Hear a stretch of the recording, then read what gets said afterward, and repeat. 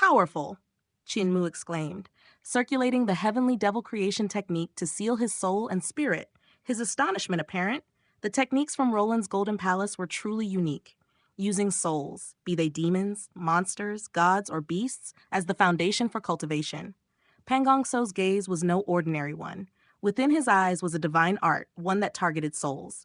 With but a glance, it could assail an opponent's soul, striking them down if they were unprepared. But Chinmu's heavenly devil creation technique was perfectly suited to counter such soul-targeted divine arts. Yet, that was only because Pan Gong So's divine art wasn't potent enough to break through the defense of heavenly devil creation technique. If the divine art had been aimed at the corporeal body or Tao heart, then Chinmu's technique might not have been able to defend him. Knife skills of Heaven Knife? Pan Gong So raised an eyebrow, his expression smoothing. Are such skills truly in the floor of heavenly records? The floor of heavenly records has no such skills, but I do. Chinmu's lips curved into a smile as he grabbed the handle of his pig's slaughtering knife. At the moment his palm gripped the hilt, the pages of the books in the Hall of Six Directions fluttered as if a giant invisible force had swept through, slashing the air. The force of the wind blew against Pan Gong So's face, creasing his skin and causing several strands of hair to break off. The hearts of Chen Wanyun, Yue Qinghong, and the others trembled slightly, all thinking, Cultmaster Chin's power has grown substantially. He's cultivated a knife will from his blade. When did his skills improve so dramatically, especially after only returning home for the new year? They had traveled with Chinmu to the southern border, experiencing many trials together. They knew his abilities well. His knife skills had been powerful then, but they were nothing like this. Cultivating a knife will had brought his skills to a new level, a leap that could only have come from years of diligent practice. What they didn't know was how arduous Chinmu's return home had been. His journey had been one of near-death escapes, ambushes from all sides, battles that lasted days, before he finally reached disabled elderly village. But even then, peace didn't greet him. After the New Year's celebration, he was immersed in daily battles with the elders, Butcher, Old Ma, Cripple, Blind, and even Village Chief, a formidable practitioner, training him with relentless strikes and teachings. Chinmu's return home for the new year had been a monumental challenge, akin to cultivating diligently for 2 to 3 years. Not only did his knife skills ascend, but his sword techniques, body movements, Buddhist practices, hand techniques, eye power, and Tao heart all saw significant growth. Pan Gong So's brows twitched, a pressure building at the center of his forehead, as if Chinmu's knife would slice through him at any moment. Before he could react, Nun Hongfa stepped between them, blocking the flow of Chinmu's knife will. This is the Hall of Six Directions, a place for cultivating 6 directions and awakening your divine treasures. It is not a place for you two to fight. Her gaze swept across them both, cold and indifferent. There are rules in Imperial College. If you wish to cultivate here, you are my disciples and must follow the rules. Both of you have just broken the wall of your 6 directions divine treasure and are barely divine arts practitioners. You've yet to stabilize your foundations. What's the point of such heated conflict? Pan Gong So smiled faintly. None is right. Cult Master Chin, I shall experience your heaven knife another day. With that, he turned toward the hall's exit. Chinmu walked beside him, a smirk on his lips. Why another day? Isn't this the end of the lesson? Once we step out of the Hall of Six Directions, the nun won't be able to stop us. Outside the hall, the great shamans of Roland's Golden Palace approached, flanking Pan Gong So. One of them spoke in a low voice. What's the rush, Cult Master Chin? If your hands itch and you desire to fight, we would be more than happy to entertain you. In the Hall of Six Directions, Wei Yong, Chen Wanyun, and Qin Yu exchanged uneasy glances. Cult Master Chin seems a bit aggressive, Wei Yong remarked. Pan Gong So is an envoy from a foreign land, seeking knowledge. Though an enemy in the past, we must respect the etiquette of Imperial College and refrain from rudeness. Monk Yun Kuei nodded, adding, Indeed, Cult Master Chin must hold a grudge against him. Qin Mu glanced at the 2 great shamans and smiled. I've been to Roland's Golden Palace before. A cauldron of a single drug paralyzed most of their great shamans. I'm sure you 2 were among those I left crippled. The 2 great shamans darkened but said nothing. Or perhaps, Chinmu continued, you were among those I fought and defeated? He frowned, pondering. I don't remember the two of you, but given how many I killed there, I must have been a bit distracted. On the golden road of Roland's Golden Palace, I left a trail of bodies, one after another. His voice carried a chilling tone. I chopped my way from the outer courtyard disciples all the way to the inner courtyard, even cutting down the disciple of the Grand Shaman. How many of their shamans did I kill? 100? At least 80. It was enough to freeze the hearts of those who dared approach. The faces of the two great shamans grew darker with each word. One of them, his body trembling with fury, let out a cry. His head transformed into that of a bird, and his wings shot out with a deafening whoosh, launching golden feathers at Chinmu from all directions. Simultaneously, his legs turned into razor-sharp golden talons rushing toward Chinmu's head with deadly force. Ah, the transformation technique of the Grand Shaman root of scripture. I see you have already perfected it, Chinmu remarked, his eyes lighting up as he drew his two pig-slaughtering knives. The sound of their collision rang out like a torrential rain. Knife lights exploded, cutting through the golden sword beams. Chinmu's blades were 12 yards long, cutting horizontally and vertically, every strike shattering the talons that came at him. He closed in swiftly, holding his knives in reverse, raising the knife from forbidden. With a mighty slash, the great shaman's chest split open, spilling his innards. Before his corpse even hit the ground, another great shaman transformed his head into that of an elephant, fists like mountains, punching forward with monstrous force. Chinmu let go of his knives, turning with incredible speed. His vital chi surged as his hair, bound with a band, exploded into the air, straightened by his forceful energy. Boom, their fists collided with a thunderous crash. Chinmu's muscles thrummed with power, twisting like coiling pythons beneath his skin. Inside his body, the vital chi of Nine Dragons' monarch technique and Rulai's Mahayana Sutra swirled together, forming a Buddha surrounded by coiling dragons. With a great roar, he unleashed another mighty punch. The great shaman's fists could crack mountains, capable of splitting the heavens themselves with their brute strength. But as their fists collided again and again, Chinmu's final strike sent the great shaman's body crumbling into a pile of mush, bones and muscles disintegrating under the overwhelming force. The great shaman's body was a mass of broken bones, scattered muscles, and dispersed vital chi. He collapsed without a sound, his chest empty, air flowing only out but not in. The scholars in the Hall of Six Directions watched, stunned into silence. Even Nun Hongfa felt her body grow cold, witnessing Chinmu's brutal, lawless actions. 2 foreign envoys slain in mere moments in the very halls of Imperial College. Chinmu ignored them and turned to Pan Gong-so, his smile unfazed.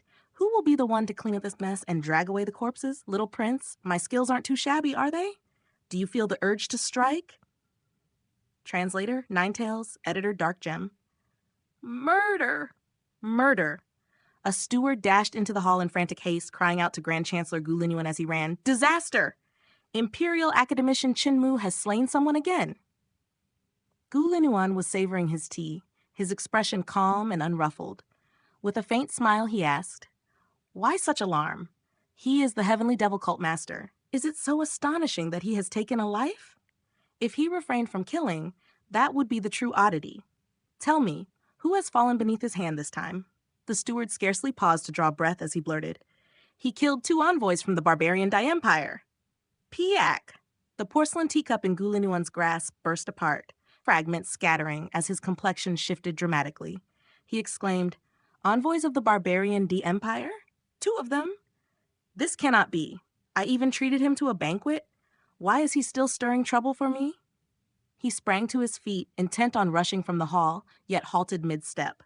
Pacing back and forth, he muttered, He is the Heavenly Devil Cult Master, sovereign of the foremost sacred ground of the Devil Path. If I demand an explanation from him, I might as well sever my own lifespan. Better to report this matter to His Highness. Chancellor Bashan stood not far off, observing Pan Gong-so and Chinmu. At the sight of what had transpired, his head throbbed and felt unbearably heavy. Junior brother, I only asked you to test Pan Gong-so. Why must you slay the envoys of the barbarian Dai Empire? These envoys had been dispatched by the Khan of the barbarian Dai Empire, with Pan Gong-so at their head. There were more than 10 in total, and Chinmu had struck down 2 of them within Imperial College itself. This affair would never conclude in peace. Khan Ruandi of the Barbarian Empire was hailed as a hero of the prairie, a man of towering talent and boundless ambition. He had subdued the realms of rival Khans and forged a vast empire across the grasslands. Standing in contention against the Eternal Peace Empire, he had even studied the culture of eternal peace, drawing upon its strengths to strengthen his own dominion. He reformed his internal governance, established an imperial court modeled after that of eternal peace, and founded schools throughout his lands. At present, he had not yet unified the entire prairie, which was why he could not unleash his full might against eternal peace. Yet once the grasslands were fully consolidated, he would undoubtedly marshal all his strength to strike at eternal peace. Eternal Peace Empire had endured 2 great calamities, and its national power had been grievously diminished. Thus, Khan Ruandi's purpose in sending envoys was twofold: to gauge how weakened eternal peace had become, and to have his people study and learn within its borders. He was like a male eagle wheeling above the prairie skies, poised to sweep eastward at any moment. Given the slightest opportunity, he would lead the iron cavalry of the grasslands to ravage and scourge the central plains. Yet Chinmu appeared wholly indifferent to such considerations. Slaying the 2 envoys without the slightest hesitation, such an act could very well ignite war between the 2 empires. The scars of disaster had not yet healed, and eternal peace still languished in frailty.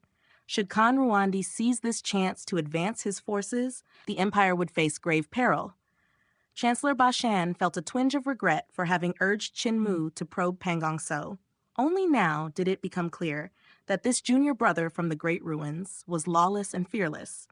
After killing the envoys, he could simply pat his robes and return to the Great Ruins, leaving behind an intractable catastrophe.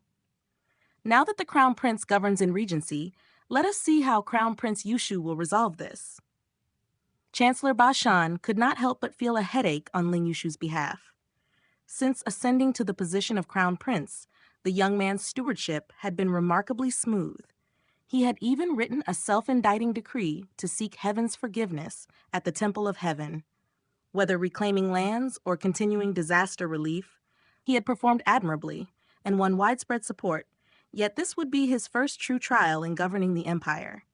Pangong So's gaze settled upon Chinmu, yet there was scant emotion within it.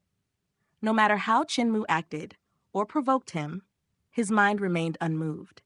In an indifferent tone, Pangong So said, "The heavenly devil cult master would naturally possess formidable skill. Perhaps there is some misunderstanding between us. If Cult Master does not object, I shall host a banquet at Jade Fragrance Floor to offer my apologies. What does Cult Master Chin think?" "Excellent," Chinmu answered with relaxed composure, smiling faintly. "Your 2 retainers were truly bold, daring to strike at me. As their master, you should indeed host a banquet to apologize." The corners of Pangong So's eyes twitched subtly as he turned and departed. Chinmu's gaze, suffused with killing intent, rested upon his retreating back. Yet Pangong So's steps were steady, as though unaware of the murderous aura behind him. Only his footwork bore the faintest irregularity, as if he walked with a slight hobble. "This fellow." Chinmu drew in a deep breath, keenly aware that Pangong So was a most troublesome and terrifying adversary. He had challenged him repeatedly, even publicly humiliating him by slaying his retainers before all. Yet this man remained impassive. Even with Chinmu's killing intent fixed upon him, he departed steadily, revealing only the slightest hobble. Truly, he was fearsome.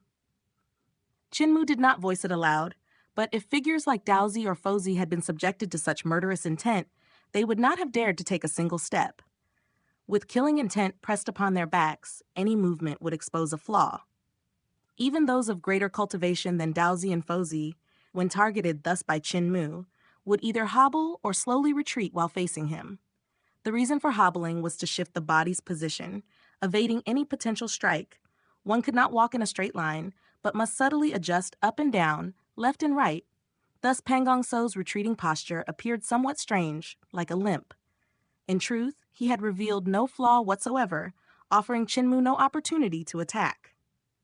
Most terrifying of all, his hobble was exceedingly slight, proof that his attainments in cultivation were extraordinarily profound.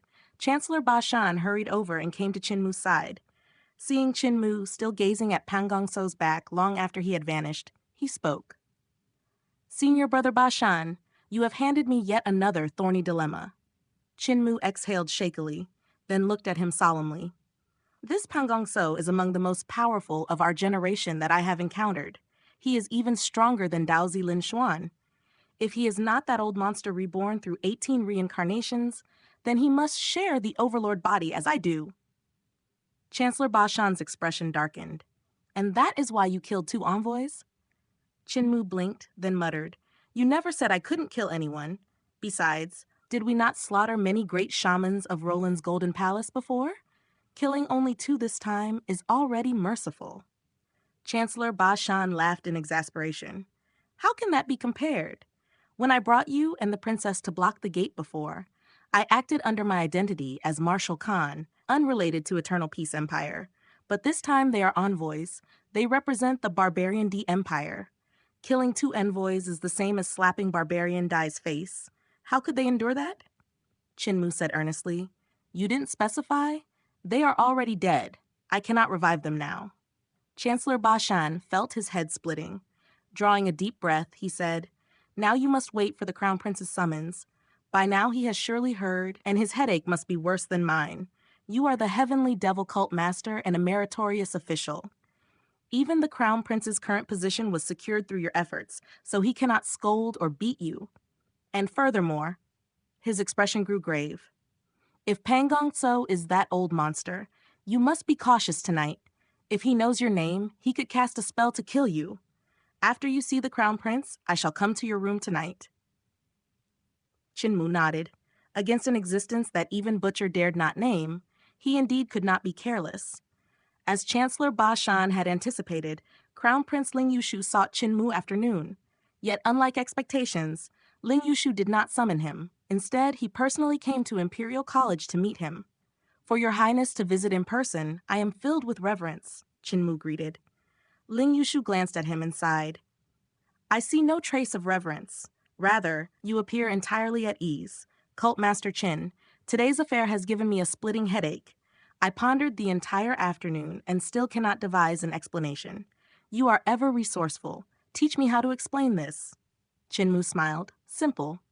Your Highness may write to Khan Ruandi, saying that the Barbarian D envoys failed to heed civilized instruction, and their savage natures were untamable. They even dared to attempt murder within the supreme sacred ground of Imperial College, seeking to harm a palace grandee. That grandee is also Cult Master Chin of the foremost Devil Path sacred ground in Eternal Peace.